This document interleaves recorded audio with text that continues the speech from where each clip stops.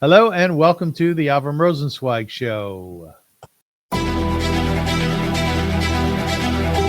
Welcome to one of the internet's best podcasts, where we dive deep into the lives of the extraordinary and fascinating people who leave an indelible mark on our world. Join us as we explore their captivating stories, remarkable achievements, and unique perspectives that shape history and inspire generations. Get ready to embark on a journey through the lives of inspiring people unlike any other.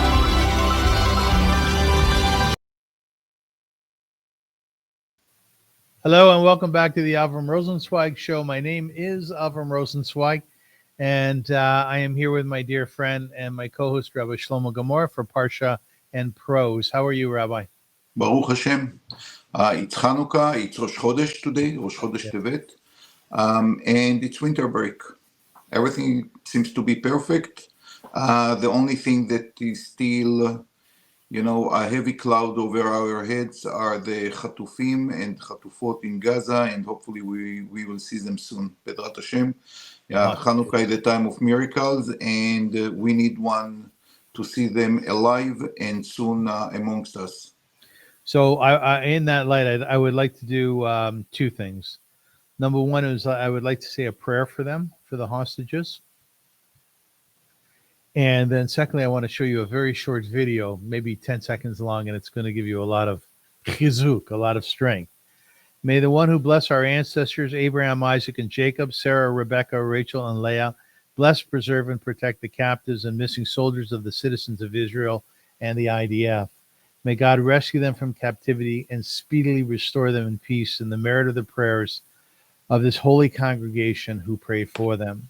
May the Holy One, blessed be God, show them mercy, increase their strength, remove their pain, and send them a recovery. May God return them to the bosom of their family swiftly and soon. And let us all say Amen. Amen. My sister Etty and Javi and Leila and my nieces and nephews have a cousins app on WhatsApp. Do you have a family app on WhatsApp? A family app where you all come together and talk on WhatsApp. Do you do that? You don't. Of course we do. Yeah, like a group on WhatsApp. You do. That became a very important part of our life. Right. That's how we know what's going on with everyone. Everyone is a lot of people do. In all kinds of places. So we have Mishpacha Metzumtzemet, which is my children, and we have Murchevet of my parents and my siblings and their children.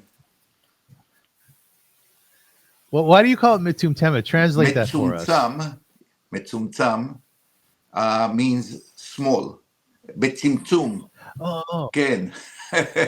It's not what you... I thought you said Metumtam. It's not what you thought. You see, Metumtam is like a crazy person, huh? No. Mishpacha metzumtzemet. Metzumtzam in Hebrew means like small, narrow, and we have the murchav, rachav, like the wider one. Robie Gora, years ago, I did a radio show with Shimon Zeraviv. It was a Hebrew-English radio show.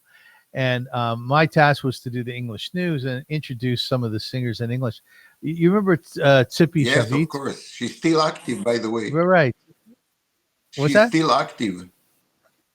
She is active, yes. So she lost some weight apparently, and she slimmed down, and she was looking great. And by mistake, when I introduced her, I called her Tzipi Chavit. And a Chavit is like a barrel, is it not? Like, so Shimon says, Lo, I thought Chavit. She was. Yes. I don't know if this is coming across as an in-joke or not. I don't mean it to. By the way, Rabbi, for your edification, one of the main rules in radio broadcasting is do not do in-jokes between two hosts. Do not do that. Okay. I'll thank you for the tip. That's a rule. Anyways, Rabbi, so we have a family WhatsApp. And on the WhatsApp, I noticed, I just looked at it very quickly this morning, that my sister Etty posted a 10-second video from a concert called The Next Concert in the Menorah Mitfachim Arena in Tel Aviv. Yes. Do you know the arena?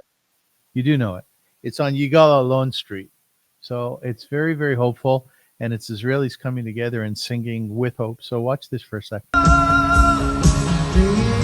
לא רוצים מלחמה, רוצים טוב, רוצים שלום, רוצים אהבה, תירגעו, השם איתנו, והשם יתברך, תמיד אוהב אותי, ותמיד יהיה לי רק טוב, השם יתברך.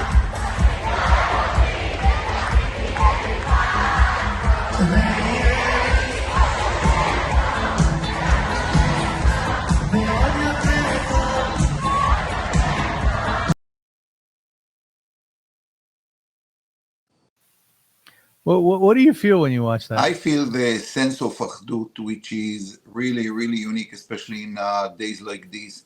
I'm sure that you could see there people from all walk of life, and just the feeling of being together, Am Israel together, is something that's really uplifting. Do you feel that same thing in the diaspora? I have to say that right after October 7th, there was the same sense of unity here, no questions about it, which still exists, not in the intensity of the days after the war.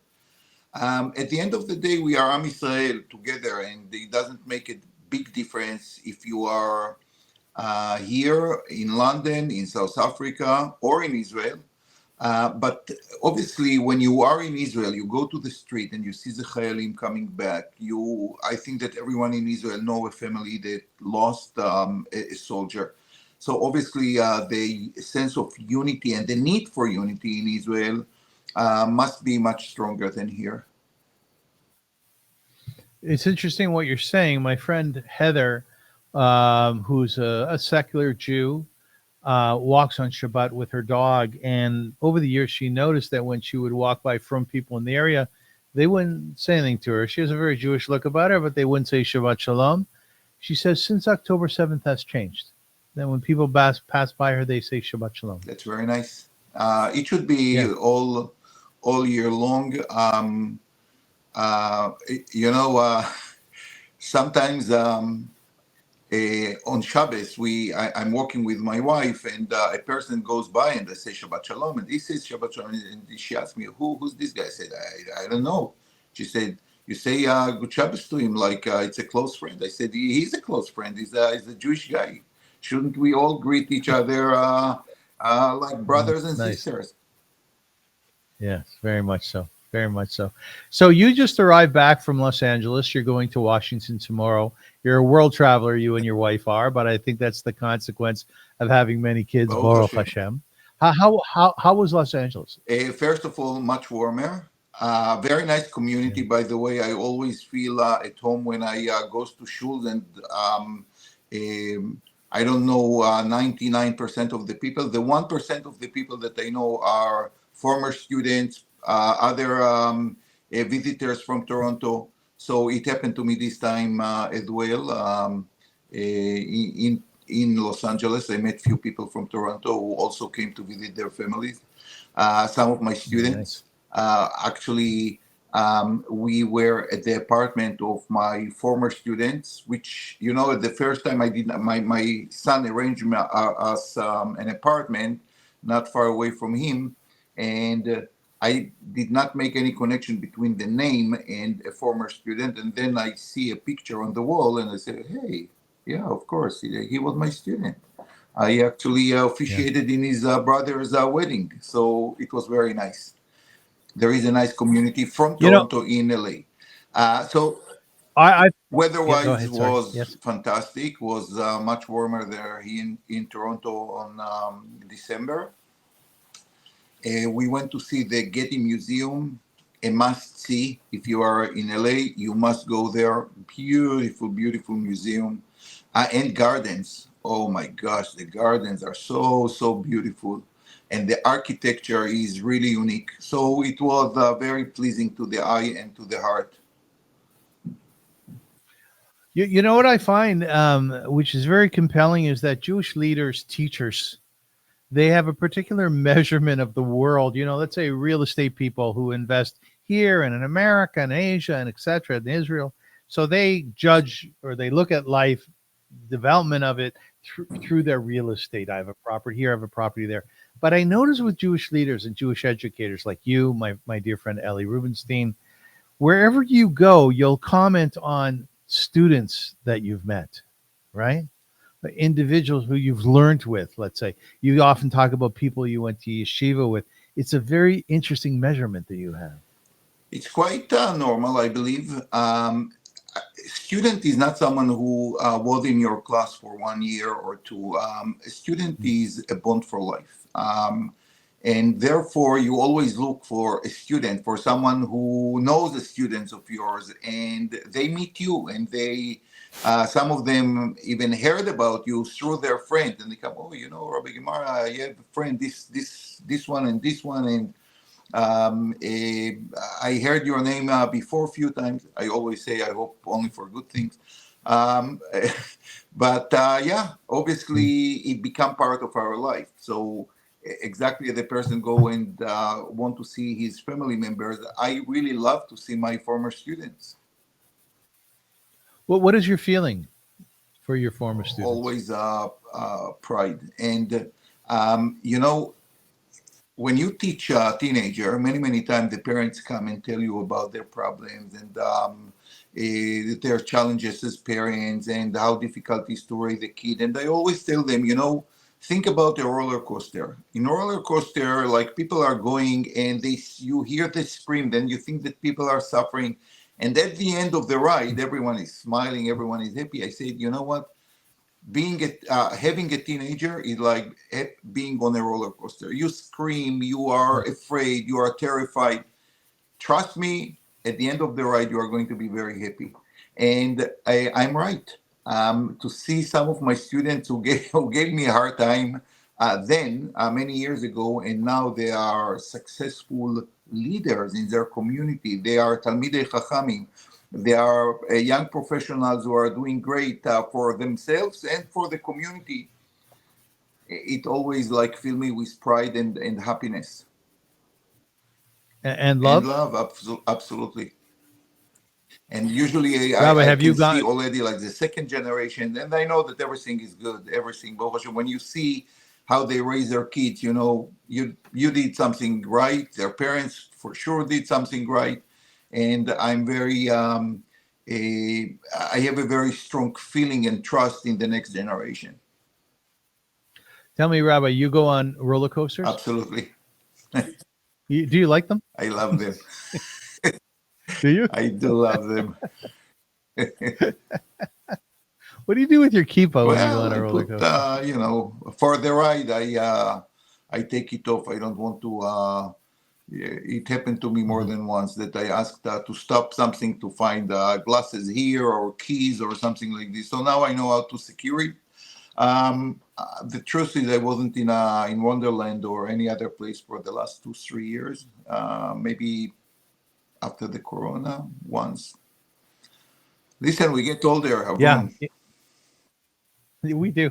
And our stomachs aren't quite what they used to be. By the way, just talking about a kippah, I wrote an article years ago about how a person, let's say who walks the shul on Shabbat, you learn how to tilt your head, right? In windy days, right? True. You often see from people, they're walking like this or they're walking like this so that their kippah or their hat doesn't blow away, right? It's a whole art But listen, form. you're good. You have enough hair. I don't have any more like to hold my kippah, in one place. So don't complain. You have a great beard. You have a great beard. Ladies, I'm not, Rabbi, I'm not.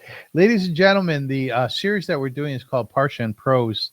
And today we are discussing Parshat Vayigash, and we are doing it through the lens of a wonderful, wonderful book and movie called The Kite Runner. Before we dive into that, we started doing something called Shivim Panim, and that translates to 70 faces, i.e. 70 faces of truth within Torah. And essentially it's a schmooze about various different things, ourselves, about issues within Judaism and Torah, and of course, Eretz Yisrael. Just want to put this up for one moment. Let's see if it comes up here. Yeah, you can take a look. Maybe when you watch the show, just sort of freeze it on this. This is a potential for sponsoring the show. And it starts all the way up at a high level, $1,800, which you can do for a total month of Parsha and Prose. And, we'll talk about your family. We'll mention your name. You can perhaps even come on as a guest. And then at the bottom, it's if you want to send Shalom, Mazel Tov, or what have you, for $36. So there's all kinds of opportunities there for you. And we ask you, please, to be in touch with us at avrum.rosensweig@gmail.com, or there is the rabbi's email below his screen. I also want to make sure, we'll mention this at the end of the show, that next week we are doing Parshat Vayechi, again, through a wonderful book. Your choices are splendid, Rabbi. Cry the Beloved Country by Alan Payton, and we'll be discussing the power of forgiveness and faith. Before we dive into Parsha and Prose a bit more, Rabbi, I have a question for you, which I emailed you or texted you when you were away in L.A. Who is the narrator in the Torah? I'm afraid that if we are going to delve into this issue, this is going to take us weeks, because this issue was heavily discussed and researched and have different opinions. I would say the following. Most of the Torah is written by anonymous narrator. If you take most of Sefer Bereshit, who wrote it? Bereshit bara Elokim. So it's not God himself, because it sounds that someone is talking about what God did. Who is this person? We don't know. It might be Moshe Rabbeinu, obviously, that wrote in Nevuah everything that happened from the creation until his days. If you open the fifth Chumash, Devarim, obviously most of the text is written by Moshe Rabbeinu himself. That's what the Torah says. So in general, I would say that, most of the Torah is written by a third person. We don't know who wrote it. As I said, according to Chachamim, it was all written as a prophecy of Moshe Rabbeinu. There are parts in the Torah itself that is written by Moshe himself. Sometimes Hashem command Moshe, Vayomer Hashem el Moshe, Ktov lecha zot besefer. So Moshe was writing it in a book, a separate one. Maybe later it was all composed together. You have the last psukim in the Torah that are talking about Moshe Rabbeinu death. So most likely, according to the Pshat, I'm not going to the drashot of Chachamim here, but according to the Pshat, someone had to write it after Moshe Rabbeinu died. And not only that, it talks about his student Yoshua. So it must be someone who is not Yoshua himself who is writing it. So as I say, this is a very complicated, contradicting issue that, listen, I do believe that when students come to grade 11 and 12, they have to be exposed to it. You don't want to come to university and to hear for the first time about some of the difficulties in the text when you were used to say Torah min hashamayim, but there are some issues with the text that you have to resolve, you have to understand, and it shouldn't happen to you when you come to a university and then you say, hey, what my rabbis taught me.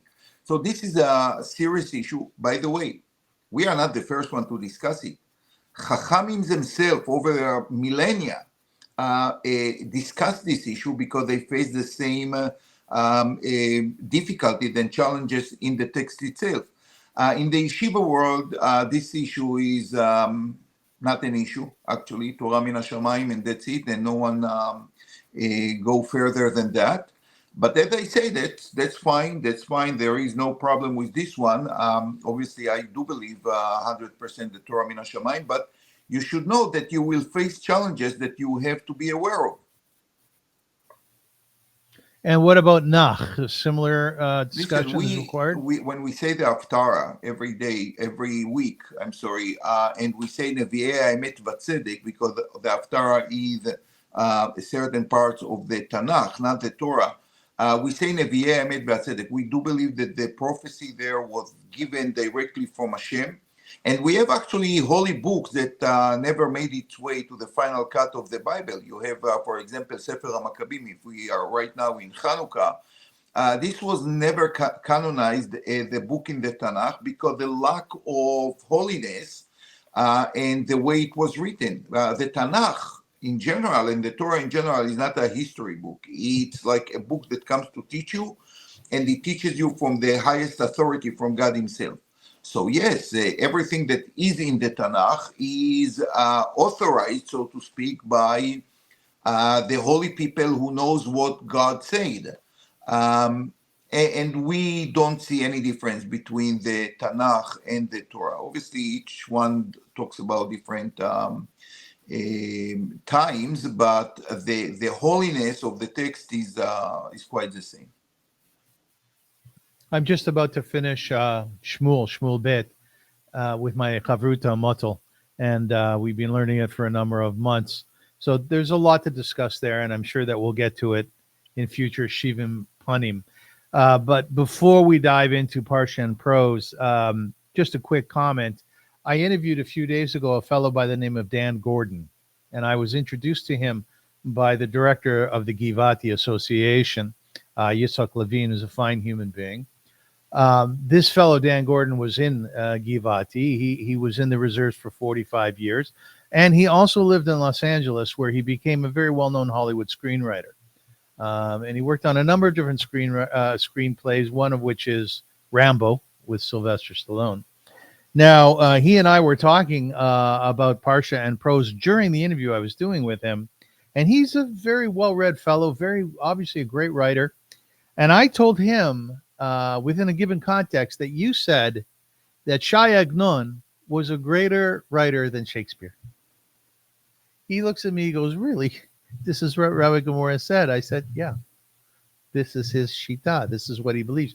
He goes, I would like to speak to the rabbi about that. So you have a challenge in front of you. Where are you?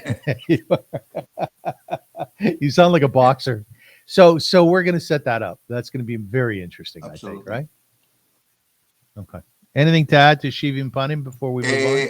I just would say that the Shivim Panim that we explained the last time is the 70 faces to the Torah, and how every individual find his own music, I would say, and what resonate with him or her in the Torah. But you know, our Parsha is the first time that we have this idea of Shivim Panim, because the number of people who are going in Parshat Vayigash from Eretz Canaan to Egypt are 70 people, and each one of them is very, very different.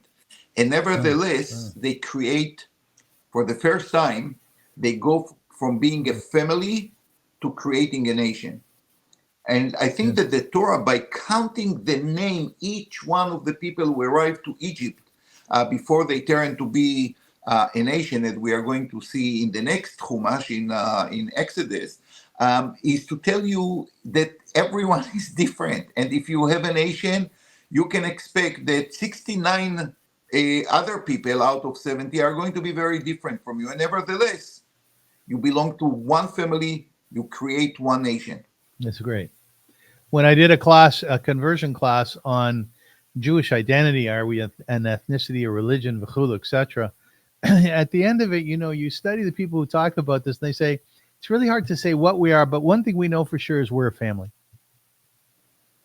That's what the pundits say. That's a beautiful feeling. And it's very, very true. It's very, very true. If I can tell you a story that when we went on the Getty, listen, Getty was a lover of the Greco-Roman architecture and the magnificent building of Avrum. I'm telling you, like, it's a beautiful, beautiful architecture. The guy who took us to the gardens spoke about the influence that the Roman architecture had on the builder, a Jewish guy, Meyer from New York, who's still alive, by the way, he's 92, 93 years old, on designing the beautiful and magnificent Getty Museum. And we talk a little bit, and I know something about a Roman architecture, because you know that I'm a Rome lover, and I took one course online with Yale University about Roman urban architecture, and I spoke about one element of like going from darkness to light, which was very interesting in the Roman architecture. And I told him that in Jerusalem also, when Herod planned the temple, he created narrow alleys which were dark, and then in one shot, like people saw the temple, and just like the architecture of it, like instill fear and admiration to the temple in their heart. Or he said, oh, this is so nice, because actually I just came from Jerusalem to celebrate the bar mitzvah of my grandchild. Like, I did not even know that the guy was Jewish, and right away we were connected through Yerushalayim. And his grandson, we became like family. Yeah, that's beautiful. That's beautiful. I remember many times traveling in a Monit in a taxi in Israel. And like most people, you start talking with the taxi driver. He goes, Achi, meifo ata, you're his brother. He wants to know where you're from and this and that. And it's just a wonderful, wonderful experience to have. If we have time, I want to tell you also a story about like a taxi driver in Moncton, New Brunswick, I think. I told you last time, my son Yair was a real like chess champion, and I traveled with him through the provinces of Canada. He was very young, but a brilliant player until this very day. We decided, like after the chess tournament, to take like a tour in Moncton. I ordered a cab. There was no Uber at the time. I ordered the cab, and I told him, take us to the old part of the city and show us the city. And then my son asked me in Hebrew, Abba, כמה זה עולה הנסיעה הזאתי? How much it costs, this one? So the driver said, 5 שקלים. And we look around, well, what's going on here? Like in Moncton, like a person, like the cab driver is speaking Hebrew. So I asked him, מה, אתה מדבר עברית? He said, כן, בטח, of course I'm speaking Hebrew. I was a UN soldier in Tiberia, in Ramat HaGolan for 5 years. Wow. So I know Hebrew very, very well. So you know what I learned from then? Don't speak in a different language next to a person. You never know if he doesn't understand your language. Oh, yes. Yes, I've had similar experiences. Wonderful story. Thank you for sharing. Ladies and gentlemen, again, the Parsha we're dealing with this week is Vayigash. Let me tell you a little bit about it, and then I'll give an intro to the book that we're using, which is called The Kite Runner. So welcome to today's episode of Parsha and Prose, where we explore the timeless wisdom of the Torah and its relevance in our lives today. In this week's Torah portion, Vayigash, we witness one of the most powerful and emotional moments in the story of Joseph and his brothers. Judah steps forward with courage and conviction to offer himself in place of his brother Benjamin, and Yosef reveals his true identity, leading to a dramatic and a heartfelt reunion. Vayigash is a story of forgiveness, of reconciliation, and the strength of family bonds. And it teaches us about the transformative power of facing our past with honesty and compassion. Today, we will delve into the lessons of this portion, exploring the theme of redemption, sacrifice, and healing. How can we apply these ancient teachings to our own lives and relationships? Stay tuned as we reflect on the timeless lessons of Vayigash and how they continue to inspire us today. Today, we're also exploring The Kite Runner by Khaled Hosseini, which was first published on May the 29th, 2003, and is a deeply, deeply moving novel about friendship, about guilt, redemption, and the complexities of betrayal. Set against the backdrop of a changing Afghanistan, The Kite Runner follows the life of Amir, a young boy who betrays his loyal friend Hassan, and the haunting consequences that ripple through his life. Through themes of forgiveness, the scars of childhood, and the pursuit of redemption, Hosseini crafts a story that is both heart-wrenching and also very, very hopeful. Today, we'll reflect on the unforgettable moments in the book and unpack the character's journey and explore how the novel speaks to universal themes that resonate across culture and across time. Whether you've read the book before or are encountering it for the first time, stay with us as we delve into the profound lessons of the Kite Runner and what it has to offer. Rabbi, once again, I don't mean to sound obsequious here, but I'm always, once I start to get into the Parsha and I start to study the book or watch the movie, I start to understand what you're doing here. So let me ask you, why did you choose these two together? You know what? In a way, this is maybe the idea of Parsha and Prose. First of all, the Kite Runner was the first book that I managed to read from cover to cover in English. So that's why I have a very fond memories from this book. And when I read it, I said, this story sounds familiar. This story sounds familiar, especially when we came to the issue that he revealed that Hassan was Amir's half brother. And I said, half brother, a person like returned to protect someone that he feel guilty for his father, for everything that happened with Hassan. Put himself in risk, like in the book with the head of the Taliban. I said, this sounds, and then like, you in Hebrew, you have expression, Afalia Simon, like at one moment, like, oh, wow, of course, this is a story, a replica of the story of Judah comes to Yosef, resolute to protect Binyamin. Which was his half brother, by the way, right? Only the father was the same, like in the story of Amir and Hassan, and with conviction that he's going to bring him back to his father and to be to redeem Binyamin. And I knew at the moment that we are going to discuss this book. Although the truth is that I wanted also to speak about the book of Shai Agnon, the book that they actually was pronounced as a Nobel laureate, the story of Ve'aya Yaakov Lemisho. But we will keep it to another time, because at the time I decided to speak to my students about how the ideas of the book are very similar and very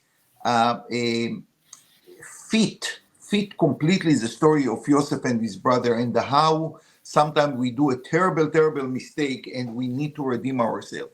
So I do remember we had a fantastic teacher, English teacher in the school. Her name was Brenda Friedman, and for her yahrzeit, because she was such a fantastic English teacher, I decided to make sure that is going to combine a piece of literature, which was the Kite Runner, and the Parsha, and the story from the Torah about Yosef and his brother. So in a way, then I actually got this like the germ of like literature and Parsha entertain my mind. Oh, I see. The genesis of the show. Lovely. Well, by the way, we should one day, perhaps in Shivim Panim, we should refer to Agnon's acceptance speech of the Nobel laureate, because it's brilliant, just absolutely brilliant and inspiring. Absolutely. Yeah. Rabbi, now kites are obviously central to the story. And I just want to tell you a couple of things about kites, and we'll ask you a question, and maybe you can let the viewer and the listener understand the centrality of kites within the story as well. The ancient origin, kites are believed to have originated in China over 2,000 years ago. The earliest kites were made of silk and bamboo and were used for various purposes, including military signaling and measuring distances. Kites have played a role in scientific discoveries. Benjamin Franklin famously used a kite during a thunderstorm in 1752 to experiment with electricity, leading to important insights into the nature of lightning and electrical charges. The shape and the design of kites have evolved significantly over time, from the simple flat shapes of early kites to the more sophisticated and aerodynamic designs used in modern kiteboarding and kite flying competitions. Kites continue to innovate. Where do kites fit into this story? I think that the most important thing about kites is the fact that they go very high and very low. which might be a metaphor to the high and low points of the story, how people can go very, very high, which always associated with freedom, with liberty, and the low points of life. Is, for example, Hassan is going to bring his master's kite, and he's sexually assaulted, which is the cloud, the heavy cloud over the story. And that's, for me, that's how I understand the centrality of the kites in the story. But not only that, as I said, you can live in a place, but the moment you have like hope, you can see things from above, from an unusual, not from the place you are in and confined into the streets of Kabul with the poverty, with the violence sometimes, and also with the love. I do remember that after reading the book, I learned something about even primitive societies, because they can maintain a very high quality of life when they have love and family bonds and friendship, regardless the affluence of the neighborhood. And actually, if you think about it, sometimes behind the beautiful houses and the beautiful streets and the parks, there is some sadness and lack of satisfaction from life. So this is one thing that you can learn from this story. But as I said, kites is the ability to fly high, no matter where you are. And if we can connect it to the Parsha and Prose of last week, I told you that Korchak, when he visited Israel, I think it was in 32, 33, Janusz Korczak, yeah. he actually advocated a lot for people in the summer, especially in Israel, when you have the winds, to play with kites. And today, interestingly enough, I believe that it's until this very day, the last time I read about it was 2 or 3 years ago, they have in Israel a competition of kites under the name of Janusz Korczak. Oh, really? Yeah. Oh, that's magnificent. Magnificent. By the way, you're talking about love in an impoverished environment. I spent a little bit of time in shanty towns in Buenos Aires in Argentina, and people who lived in shacks, literally made out of tin. And the love and the celebration of life within those shanty towns was something like I had never seen before. And God forbid, I'm not trying to romanticize in any way their poverty. Nobody wants to be poor. Ani kemet, a poor person is like a dead person. But they made the best of life. And as you said before, that their love for one another was so palpable and so powerful and so strong. And I took that away from my experience as well. Rabbi, in Vayigash, Joseph forgives his brothers for selling him into slavery despite their betrayal. In the Kite Runner, Amir seeks redemption and forgiveness from Hassan. How do these acts of forgiveness shape the character in each story, and what do they reveal about the nature of reconciliation? I think that a person who lives with guilt is a miserable person. We all do mistakes in our life. There is no question about it. And the question is, what are we doing with our mistakes? And that's what separates great people from ordinary one. Because some people, sometimes you just want like to go, to put it behind you, to forget about it. And, the time is a great healer, and things will get into place, because the world has this tendency, things are just like you continue with your life. Great people cannot live with their guilt. They want to redeem themselves, and if possible, to fix and to correct the wrongdoing of the past. What happened in the story of the brothers is that actually Yosef forced them to look into their past. The whole magnificent story, how Yosef manipulates his brothers, is only for one point. He knew that they are great people, and he was afraid that, after the tragedy of selling him to a slave, they continued with their life and everything is fine and everything is good. And he does a series of manipulation to bring them to the point where they said, Aval Ashemim Anachnu. We are the only people who are responsible to the state where we are now. And they wouldn't do it by themselves, which is beautiful to see. For example, in our story, in Amir, he feels after he got a phone call from a friend in Kabul that, the past is not behind him. And as his friend said in a beautiful, one of the most beautiful sentences in the story, it's time to be good again, or something like this. Yes, Like, yes. he gives you this ability to repent and to do something good with your life for a second time.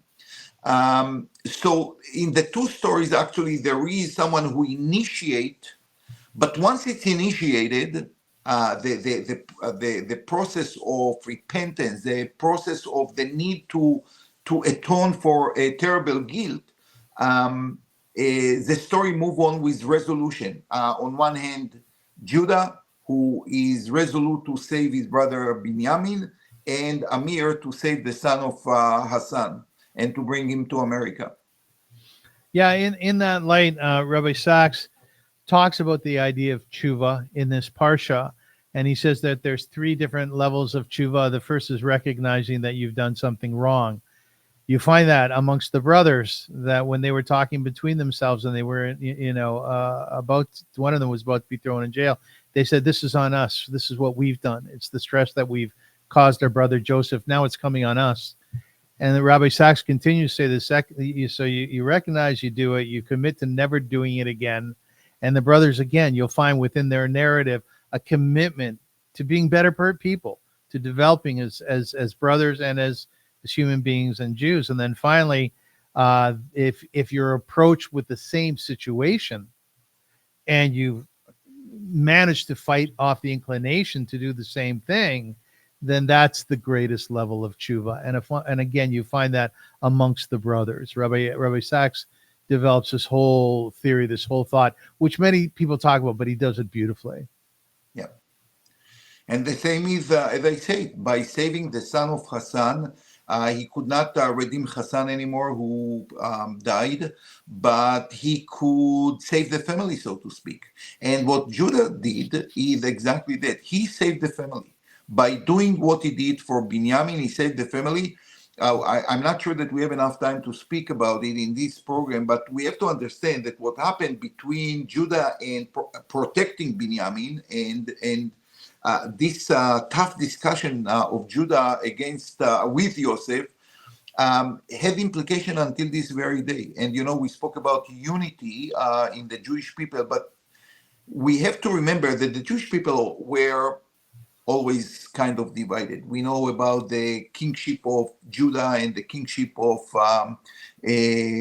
Israel, which was led by Shevet Ephraim, by the children of Yosef. And the temple was built where?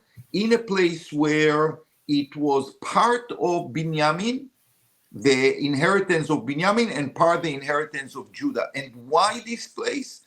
Because this unbelievable Mesirut Nefesh, this unbelievable resolution of Judah to protect Binyamin. They had different mothers, but the feeling of unity in this family dictated itself until this very day, when the temple is going to be rebuilt, when we are going every year or every in a while to Jerusalem. We have to remember that what is Jerusalem? It's a place that belongs to one hand to Judah, one hand to Binyamin. The temple place is a connection point, and it all started with the meeting of Judah and Yosef, trying to protect Binyamin. It's a beautiful thought. By the way, I just want to comment on something that happened this past week, predicated on Parsha Prose last week, when you gave a beautiful Dvar Torah, something that you came up with, how Joseph was able to become an economic advisor of sorts and strategist. And you did this beautiful shakla v'tareg, as we say in Aramaic, beautiful Dvar Torah about his interaction with the bearer of baking when he was in the dungeon. And listen to the show. It's a great show. But someone commented on that this week. What, an educator from Cleveland, was it? Yeah, a top educator. Her name is Daniela. we were in touch about her initiatives in education. She's a real thinker about education, and she presented a very serious question. Maybe you will tell the question. I don't know the question. Yeah, so the question was very, very simple, and I think that everyone who reads the story, and we try to show in all the stories of the Torah. Oh, the question from last they week. were written. Okay. Yeah. They were written in a way that you must ask questions. So Paro had a dream. He gathered all his advisors, which I'm sure gave him good advices in the past, because otherwise he would chop their head, exactly as he did to Sarah Ophim.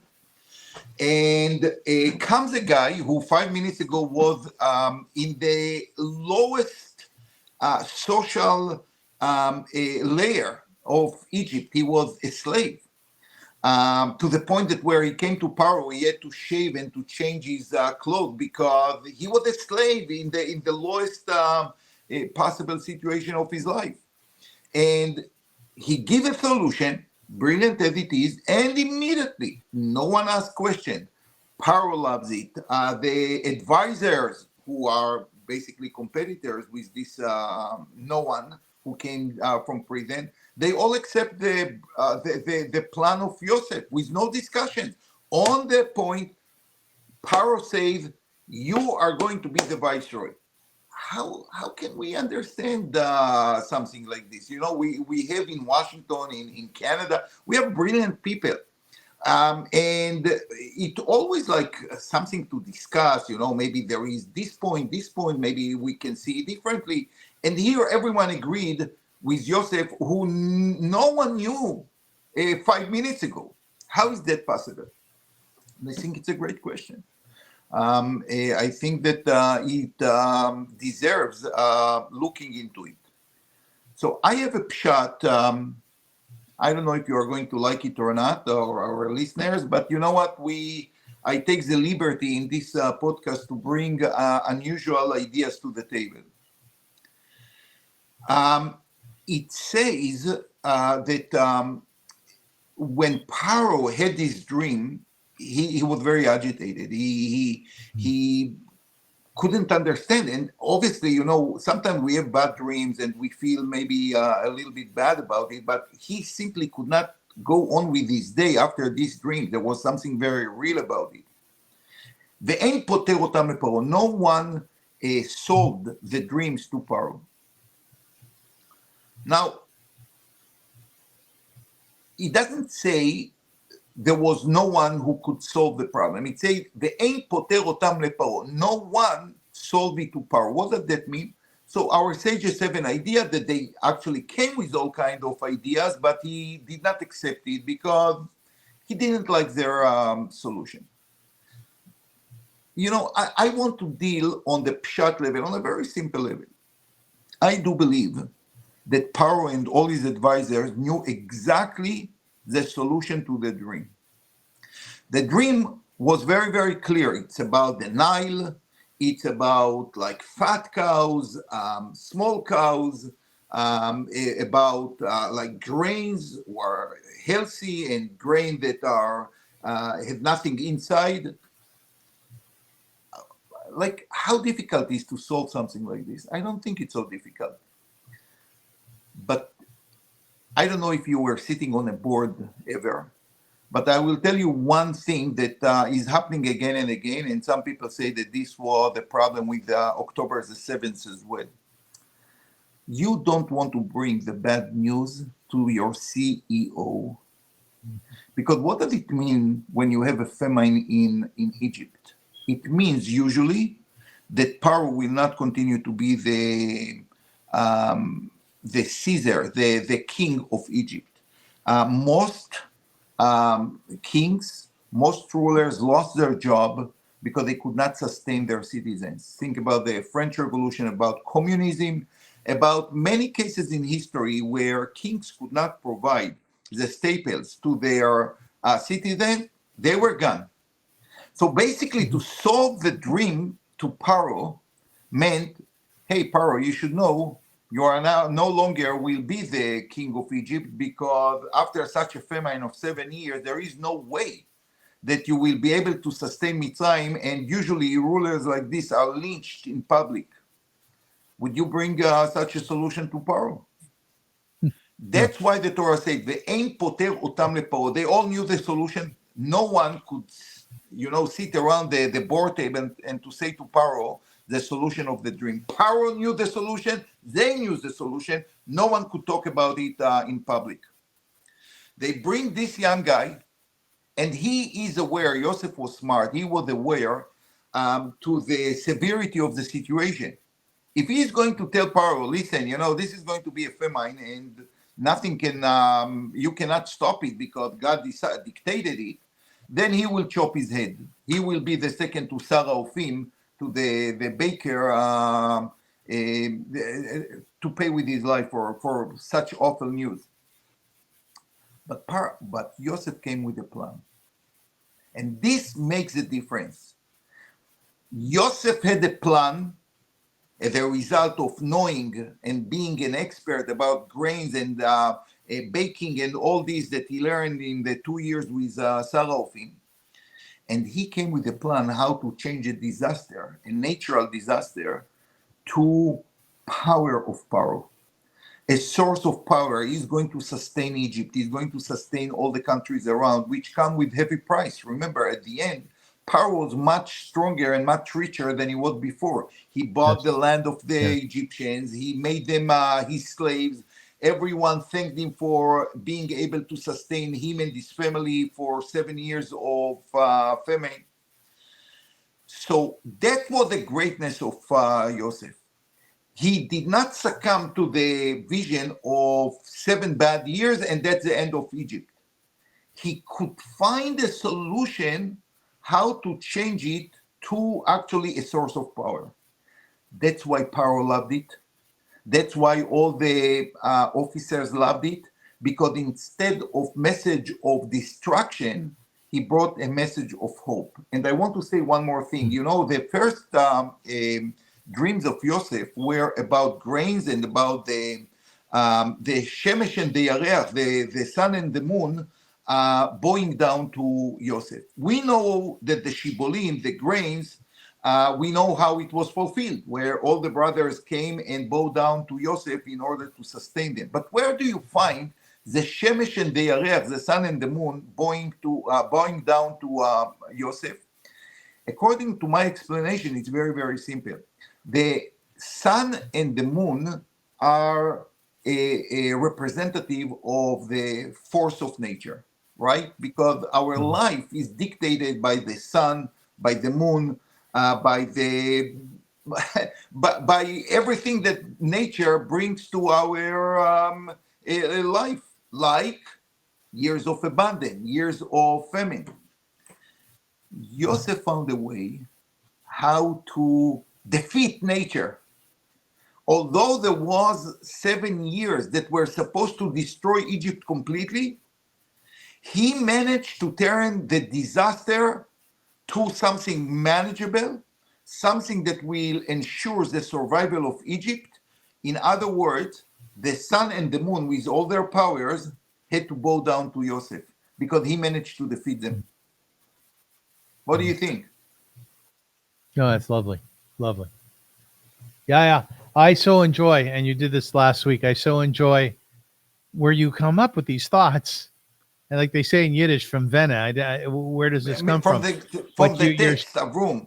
You know what? I really don't want anybody to say after you hear, wow, that's interesting. That new. It's reading the text, and I think the text leave you all the hints to come or invite you to see the story in the Torah. Because, listen, I can even ask some question about my theory. I'm not saying that it's like 100%, I'm sure that it's true. But I would say the following. I read carefully the story and I try to hear to the story through what the Torah is telling us. And the Torah tells us very, very little, and she expects us to delve into it and to try to find what really happened here. And this is the beauty of the Torah. She doesn't give you the story. She gives you some hints to what could be the story. Yeah, and what you're saying right now is an important piece in terms of how one might learn Torah. A few weeks ago, I asked you, how do you learn the Parsha? And you said the first thing you do is you read it over as a story. And then the second thing you do, you start to dive in more, so you look at the Meforshim, Exactly. right? And that's very clear. That's what you're doing here, right? Yeah. All right. Both Vayigash and the Kite Runner feature a reunion after a long separation. What role does the reunion play in the healing of the main characters, and how do these moments lead to emotional and moral growth? I think that the whole story is leading to this moment, the moment where everything of the past is healed, and you can really continue your life as a great person. And this is a major theme in Bereshit with Yehuda, who had to leave the family in a state of depression. And after he was forced by his daughter-in-law, Tamar, to face reality, he's a changed person. And I think this crisis of life actually pushed him very, very strongly to fix it over with his leadership later. And we find a person who actually almost was snapped from the family. Vayered Yehuda me'et Echav. Yehuda left his family and went somewhere in the south. He apparently felt that he's not part of the family anymore. And he became the leader of the family. And indeed, when Jacob learned about what happened, he sent Yehuda first to prepare for the family. And he was only the fourth son, right? And the same story is happening here. Amir cannot live his life. He knows it very, very well. With all his success in America, he became a doctor. With all his success, he will not be able to live a life of integrity if he's not going to redeem the son of Hassan. And that's exactly what he's doing, and almost lost his life for it. But what kind of life he will live if he will not do it? And that's a question we have to ask ourselves many, many times. Like, okay, we can continue with our life, but life is only like to eat and to wake up in the morning and even to go to shul, or it's our integrity, it's our personality that needs to be fulfilled in this life. What's interesting, by the way, is that Yehuda was really the first person in the Torah who said, I've done something wrong.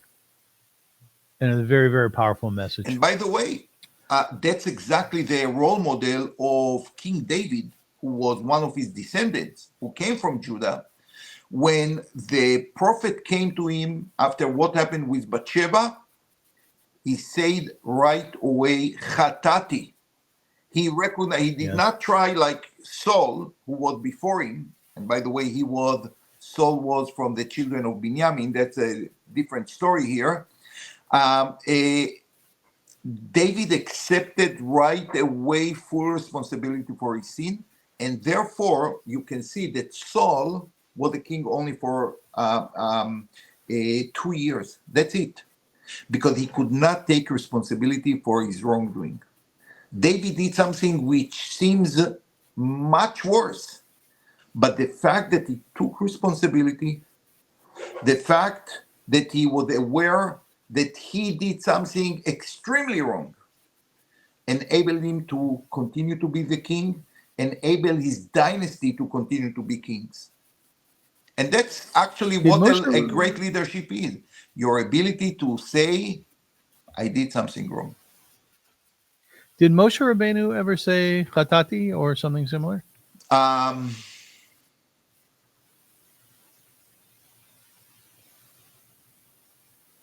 can't remember at this point, but I would say that Moshe Rabbeinu always included himself in when the nation did something wrong. He included himself in it.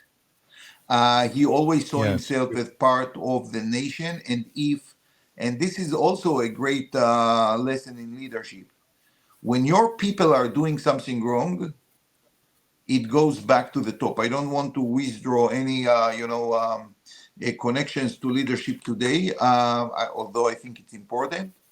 But a leader cannot disconnect himself from his people. And Moshe Rabbeinu showed it many, many times. When he daven, he Yes. doesn't daven Good only point. for the people, he daven on the nation, which he is part of. Rabbi, in Vayigash, Judah offers to sacrifice himself for place of Binyamin to save his family. In the Kite Runner, Amir sacrifices his personal well-being for Hassan's son, Sohrab. How do these acts of sacrifice, or acts of sacrifice in general, reflect their character's growth and moral evolution? I think the both idea in two story lead, you cannot really achieve something with no a will and acceptance that you have to sacrifice something for it. When we are going to the book of Vayikra, we are going to talk about sacrifice. That many people talk about sacrifice, in the time of the temple, about the animal. They feel uncomfortable about it, but this is not the main story. The main story is that you cannot really grow if you are not willing to sacrifice. And it's a daily lesson. I always tell my students, if you think about being great in any area, if it's sports or Talmud or math or sciences, and you think that you will be able to do it without sacrificing your time, your fun sometimes, you have a big mistake. People don't grow if they don't sacrifice along the way. And if the save of Surab, the son of Hassan, was not involved with the ability, at least, or the will to sacrifice Amir's life, he will not heal.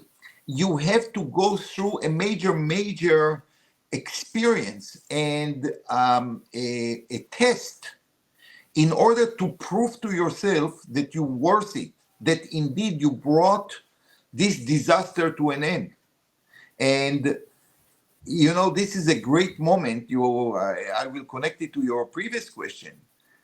Sometimes we are working very hard towards a test or exam, and students are telling me how stressed they are. Then I say, just wait to the moment when you are going to get your exam back with like A or A plus.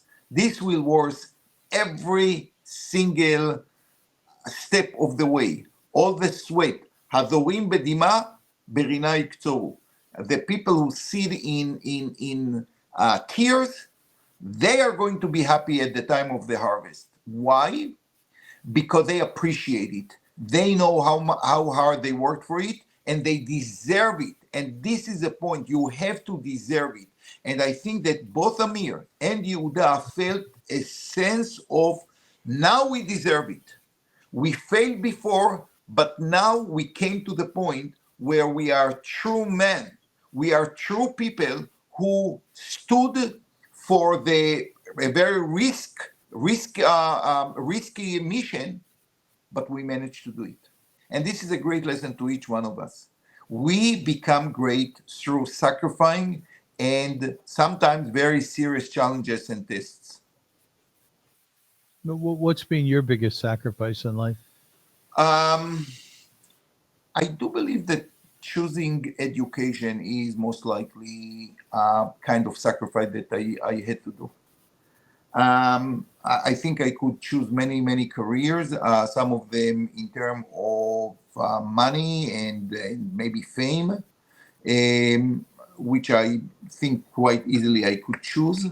But I made a decision of going to education, knowing that I'm not going to be the wealthiest person. I'm not going to be maybe famous for if it's an area of law or sciences. The problem is that I don't see it as a sacrifice because it was just paid off. As I said in the last podcast, I'm very happy that I did so, because to wake up every morning to be happy with what you are doing is a blessing of God, and I don't see it anymore as a sacrifice. But at the time, I think that myself, for sure, maybe my parents, saw that I sacrificed too much for such a dream. Rabbi, here's a very interesting question. In Vayigash, Joseph hides his true identity from his brothers until the climactic moment. In the Kite Runner, Amir hides the truth about his betrayal of Hassan for many years. How do secrets affect the character's relationship and contribute to the emotional tension in each story? Secrets. What are secrets? Yeah, actually, when I say that I wanted to speak about Agnon, that's what the topic of the discussion: secrets in the family. And we don't have enough time to speak about it now, because every family has secrets. Some of them are more dark, some of them are not so dark. And how you deal with it, and what is the toll it takes from everyone who try to conceal the family secrets. So I'm not sure that we are going to be able to develop this topic. Secrets in the family, it's a major issue. But I would say the following: if you want to live your life with integrity, with a sense of greatness, you will have to get rid of your secrets. And to get rid of secret, there is only one way to open them and to actually learn that sometimes our biggest mistakes are just part of the path for greatness. But continue to hide secrets is not a redeeming thing. And both stories are telling us that the way for redemption is going through revealing secrets and your ability to face them, to admit them, to overcome them. It is a big discussion, secrets, isn't it? Absolutely. Yeah. And I'm not sure that I'm the qualified person. I would love actually hearing professionals that dealing with these issues, because again, just as an educator, not a psychologist or social worker, like people sometimes reveal to me like secrets, and like I see what kind of toll it takes from them, like on them. It's like a heavy stone on their life. It doesn't let them go ahead with it, and the embarrassment to admit a secret like this, something in the family, something with yourself. Very like heavy issues that prevent all of us from moving ahead lighter and with a sense of fulfillment and purpose.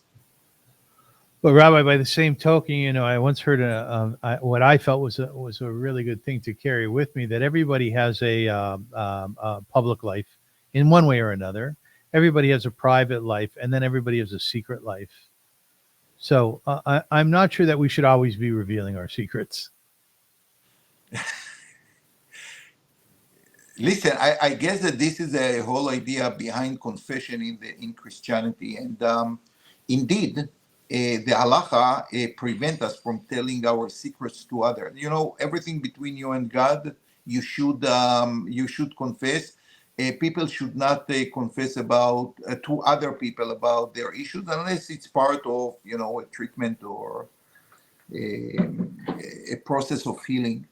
But I think we have to admit it, at least to ourselves, and to be honest with ourselves. What does halacha say about secrets? It depends if it's about you or about your friend. Obviously, the halacha is very strict about revealing secrets of others. Oh, this is a very serious issue. And the halacha respects the privacy of a person to no end. Like, we have no permission to do anything that will invade in any way or shape the privacy of another person. Sometimes it's going to unbelievable length, and we all know that there is a cherem de Rabbeinu Gershom, like a decision of Rabbeinu Gershom, that the person cannot even read a line from a letter that was not for him. And sometimes it's very intriguing, like to read what this person wrote. And Rabbeinu Gershom made an excommunication for any person who is going to read a letter that was sent not to him. And listen, we all know that in the digital age, in the age of emails and so on, sometimes we get emails that were sent by mistake, for all kinds of reasons. And the halacha is very strict about it. The moment you got a letter which is not for you, you press the delete button right away without thinking. At the same time, our own secrets, we have to confess. If we did something wrong, we have to confess to Hashem and to admit our mistake. As you said before, this is the only way to get for your own personal redemption and to deal with the issue. We have to deal with issues. Rabbi, I know you're off to Washington. Do we have more time for another question? Please. Okay, good. Thank you. The brothers in Vayigash carry the trauma of their past actions, just as Amir carries the trauma of betraying Hassan. How does each story address the long-lasting effects of trauma? And how do the characters attempt to overcome it? So I think this is part of what we are going to discuss next week, because this trauma lasted for a long time, even after Jacob passed away. The brothers always saw that there will be time that Joseph will take revenge. And this is actually one of the reasons why I choose the book for next week, talking about like secrets and guilt and how you overcome past crisis, which is not a simple thing. So I suggest that maybe we keep it for Patton next week's discussion. By the way, that does speak to the truth and reconciliation process that Canada went through, having to do with the residential schools in the Native community, and South Africa went through as well, dealing with apartheid. So I look forward to that. It'll be a very ripe discussion. Rabbi, just a couple of quotes, both from the Parsha and from the book itself. The Kite Runner is, as you mentioned before, a great quote. There is a way to be good again. And this quote reflects the theme of redemption that runs throughout the novel, spoken by Rahim Khan. Another one is, I wondered if that was how forgiveness came, in the form of a single word, a single gesture. Amir reflects on the power of forgiveness in this thought-provoking moment. In Vayigash, we hear some interesting quotes as well. Then Joseph said to his brothers, I am Joseph. Is my father still alive? But his brothers could not answer him, for they were dismayed at his presence. Just want to talk about that for a moment. Tell me what Joseph was saying. He said two very powerful things. I'm Joseph, and then immediately, is my father still alive? This will take me a while to explain, because we have to understand what happened here. Why Yosef tricked his brothers for so long? The moment he could get he could solve the issues in the first trip of the brothers to Egypt. And here I want to offer our listeners the most brilliant explanation of the whole story. It was given by Rav Medan, the Rosh Yeshiva in the Gush, and in my opinion, like the greatest commentator on Tanakh who lives today.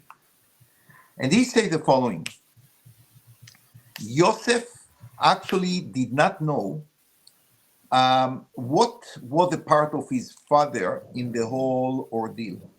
And I'll tell you why. He sent him to Shechem, a hostile place that, the children of Jacob fought against the people of Shechem. I'm sure that there was still people who were very happy to take revenge on the children of Jacob. He was a lone person, Yosef. He did not go with his brother. His father sent him to see his brothers, and the father knew very well that the relationship between the brothers and Joseph were not well. He knew it very well. He rebuked Yosef for actually maybe being responsible for all of this. And at a certain point, he was not there to know what happened, what really happened. He got the impression that maybe his father was part of the plot. Yes. And where do you see that? Where he names his children. One of them is Menashe. Ki nashani Elokim et kol amali ve'et beit abi. Hashem helped me to forget all the suffering I had and my father's household. What does that mean, my father's household? Hashem helped me to forget it. Yosef, according to this explanation, was sure that the father was part of it. When did he change? When Judah came and told him that his father is going to die, because he almost died by learning that the first son disappeared. This was a startling revelation to Yosef. He, for the first time, maybe understood that the father was not part of the plot, and therefore he could not help himself but like to tell them, "I am Yosef." It's the first time that he understood that the brother tricked the father, and immediately he's like feeling to his father that he subdued for such a long time, maybe thinking that maybe the father is responsible for everything. His first question is, A'od Avichai. Now I understand the whole story, because now I understand that my father just suffered from the fact that I was not there. I was so wrong. I was so wrong in reading this story. Do you like the pshat, by the way? It's Yes, a very innovative one, Very but much. I think it's quite magnificent. Where do we find more about this Rav Madan? Rav Medan is he's giving like classes. There is a beautiful part that I would advise everyone who can listen to his classes on Hebrew. Every Shabbat, 10 minutes on the Parsha. It's called Chidush Me'agush, because he's the Rosh Yeshiva in the Gush, so they call it Chidush Me'agush. I like that. Brilliant ideas. And he's a great person. He's such a lovely person. He came a few times to Toronto. I had the schut to speak to him, to learn from him. Very unique person, and a great thinker. This guy knows Tanakh. You talk about people who knows Tanakh. Like I feel like one of the smallest students of this great person. And I feel like a little tiny cockroach compared to both of you. Now, I don't know, Rabbi, if you know very much about artificial intelligence, but I'm doing my very best to educate you and others on it. And in fact, I've asked artificial intelligence to produce a poem about Vayigash and the Kite Runner. So would you like to hear it? Thank you. Thank you. In Vayigash, a brother's heart torn by time yet bound by part, Joseph reveals with trembling grace the face of love, a shared embrace. His brothers stand dismayed, unsure, their guilt a weight they can't ignore. But Joseph speaks, do not despair, for God has led us through his care. Now in the Kite Runner, Amir's soul, shaped by shame, a broken hole, seeks redemption, feels the sting of a betrayal with no wings. Hassan's loyalty so pure, yet Amir's guilt a wound unsure. Through years of pain, he seeks to find a way to heal, to free his mind. Two stories told of love and loss, of choices made and lines we cross. In Vayigash, Judah stands sacrificing for his land. In the Kite Runner, Amir's quest to right the wrongs, to find his rest. Both seek redemption, though they've erred, but in the end, forgiveness shared. The brothers in the land of Egypt, Joseph's mercy is the gift. Amir's return to Kabul's streets to find the peace that guilt defeats. In both, the past claws at the heart, yet in the end they make a start to rebuild trust, to mend the seams, and find the strength to follow dreams. So in these pages, hearts entwined, forgiveness, courage, paths aligned. Vayigash and the Kite Runner teach that healing lies within our reach. No matter where the past may lead, we can still rise, we can still plead for love, for peace, for the chance to grow, a message both these tales bestow. You're quiet. I'm actually think that this is maybe the best poem so Not bad, far. eh? Not bad, huh? You know what? As 2025, actually, this is the last day of 2024. So I get lots of emails from my bank about all kind of ideas of investment. They apparently don't know that to invest, you have to have some money. But anyway, they they send me all kind of ideas for investment, and they say that the year of 2025 is going to be the year of AI. So maybe I'm looking for maybe an AI of like writing poems or writing books. Who knows? Maybe this is a good way to invest. I don't know, but you Yeah. you start to convince me that Yes. this is maybe the best investment. Hashkaot. That's how you say investments in Hebrew, right? Ashkaot. You know Hashka- why we call it ashkaot? Because usually you put your money and you shokea, you drown like. I like the way we do that with words. Now, ladies and gentlemen, I remind you that the series is called Parsha and Prose. And next week, God willing, we will be studying Vayechi, and we will be doing it through the lens of a classic novel, The Cry of the Beloved Country by Alan Payton, all about the power of forgiveness and faith.